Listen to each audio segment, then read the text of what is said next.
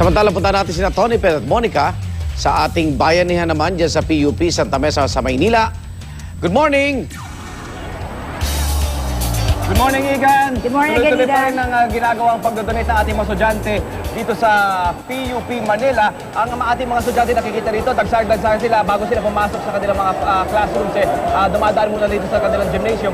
Sila ay mula sa iba't ibang mga colleges, College of Accountancy, Human Kinetics, Communication, Engineering, at kung saan-saan pa mga koleho at organization. At talagang nakita natin, Kuya Pet, napakaraming mga estudyante ang pumila dito. Lahat sila nagpe-pledge dahil nga ngayong umaga po mga kapuso ay nilaunch nila ang Skip a Meal project nila kung saan yan nakikita natin. Meron din silang malaking board. Ilalagay nila yung kanilang thumb mark bilang pledge na magsiskip nga sila ng isang meal ngayong araw at yung perang kanilang hindi magagamit, do-donate nila. At ito nakikita natin sa mga garapon na malalaki.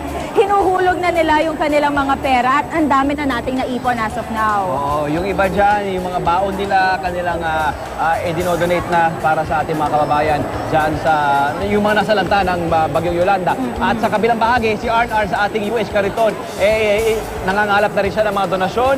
At ito yung mga damit, mga lumang damit. Nakita natin kanina, sila yung nagdala ng mga lumang damit. At saka meron din silang iba't ibang mga pagkain na dala na kanilang ibinalot. At ang ating mga pinakita kanina na mga pagkain na nirepack po natin ay ito na po, kumpleto na. Halos patapos na, nakalatag na sa ating sa kanilang sahig dito sa gymnasium at ready na ilipat sa ating mga kariton at dalhin sa Kapuso Foundation.